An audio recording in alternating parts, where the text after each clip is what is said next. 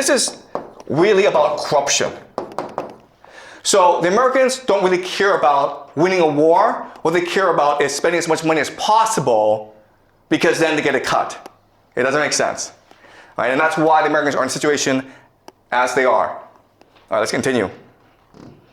All right, so something that people don't really talk about, but you need to understand, it's the water issue in the GCC, in the Middle East, in Iran. All right, so this is a map of the world. And if you are light blue, Brazil, Canada, you have nothing to worry about because you have a lot of water, a lot of fresh water, very little population. All right, so 100% just means 100% water stress just means that you drink as much water as the environment produces. Okay? So you want to be below 100% to be sustainable. Ideally, you want to be at 10%. Okay?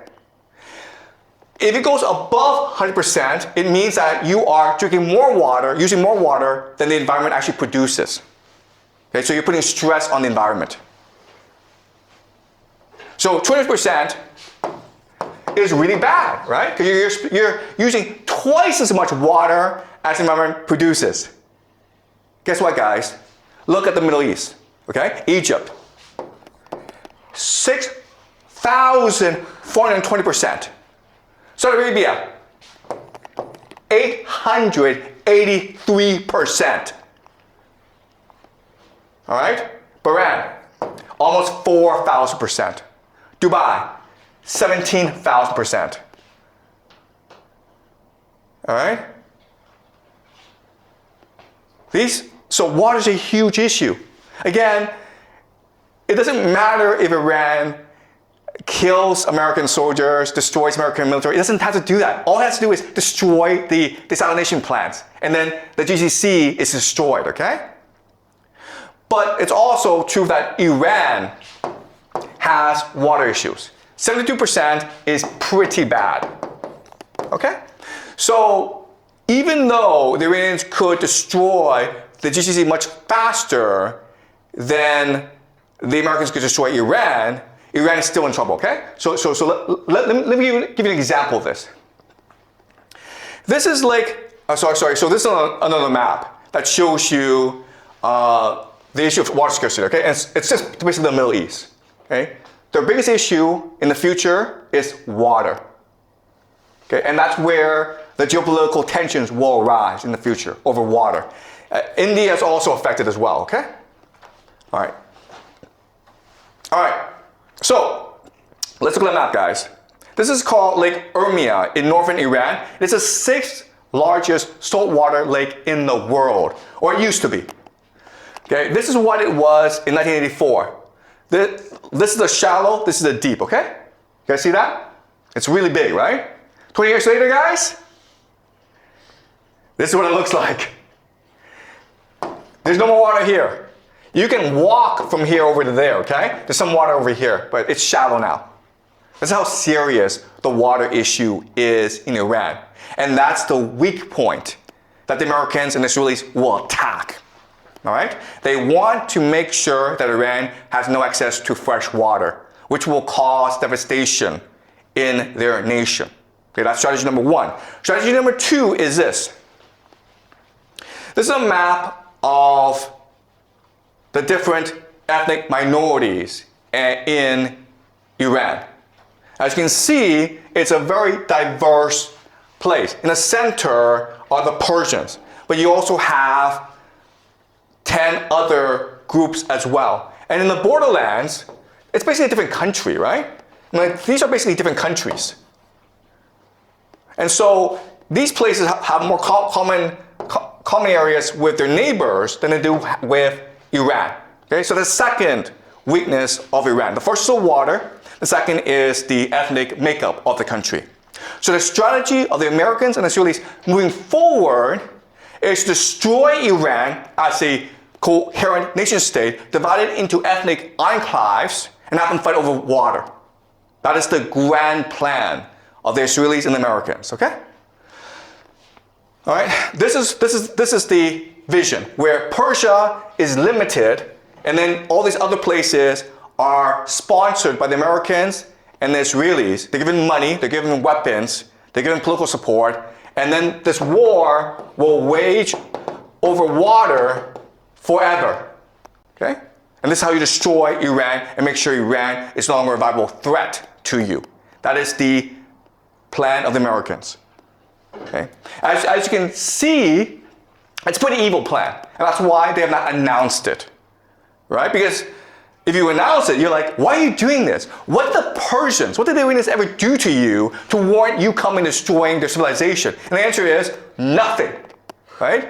So the Americans, Israelis will never admit they're doing this. But if you look at the map of water supply, of ethnic tensions, this is the optimal game theory strategy for them to use against Iran. Okay, does that make sense? This is a long-term plan that they have in place. And it's all moving towards this plan. But now the question then is, how can the Iranians respond to this? And the answer is this. This is a map of the Muslim world. Okay? So the light green are the Sunni people, okay? That's 90% of the entire Muslim population, about 2 billion people, okay? Then you have in dark green, the Shia. So as you can see, the main place of the Shia is Iran, okay? Iran is one of the few Shia nations in the world. But you can also see from this map that Shia are spread throughout the world, okay? And so the first thing that the Iranians want to do is create a jihad to unite all the Shia against the American empire. All right, so what they want to do is create an uprising. And it's already happening, guys. The Shia in Pakistan stormed the American embassy in Pakistan, and the Americans killed a lot of people, okay? The Shia have attacked the American embassy in Iraq. The American embassy are being attacked in a lot of places. Right? So the first strategy is to create an international global jihad of the Shia against the American empire. And it's already happening. It will continue for a long time because the Americans have killed the Khamenei. Okay? And that requires vengeance. The other thing, though, is that it can unify the Muslim world. Okay? If you look at this map, most of the Muslim world is actually run by dictatorships that are not popular at all, okay? And they're allowed to exist because of the American empire, right? You go to Saudi Arabia, Egypt, Algeria, these places, they're all run by clients of the American empire, right? So if you rally the people who hate their governments and you overthrow them, then that makes Iran the leader of the Islamic world. Not just the Shia world, but the Islamic world. And this creates something called Pax Islamica. That is the end goal, guys. Okay? If you do that, then you don't have to worry about the Americans and the Israelis anymore. Right? So the Israeli game plan, the American game plan, is to fracture Iran into ethnic enclaves, and they'll fight over water for the rest of their lives, and they'll all die.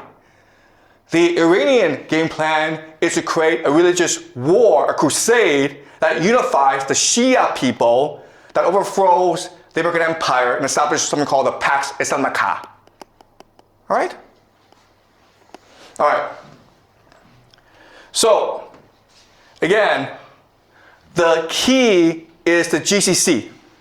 All right? So the game plan is this. You have to destroy the GCC. Why? Because the GCC is the linchpin of the American empire. So what the GCC does is this. It sells oil, and then for US dollars. Where does it put US dollars? It puts US dollars into the American stock market. All right, so this is investments of the UAE, okay, Saudi Arabia, and Kuwait into the US financial markets. As you can see, from 2012 up to today, it's been exploding. All right? Because the US financial markets is one of the safest places where you can put your money. The intention is this. The intention is, hey, if I cut off oil and these countries no longer have access to US dollars, they're forced to spend whatever resources they have on protecting themselves, okay? And then guess what happens? The stock market collapses. The stock market collapses. The stock market is the real growth engine of the US economy. The entire US economy collapses with it.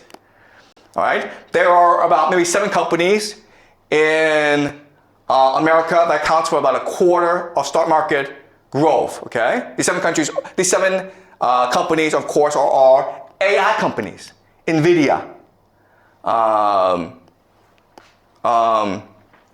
Microsoft, Google, Apple, okay? These are the companies, and then these companies are heavily invested in by the GCC nations. So if these nations are no longer able to invest in the stock market, these companies will collapse in value. And with that, that would lead to economic depression in America. Okay, does that make sense? All right, so that is the situation for today. Today was just an overview, guys, okay? I know we covered a lot.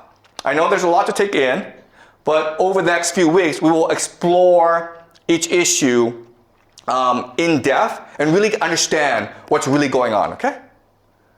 All right, so any questions, guys?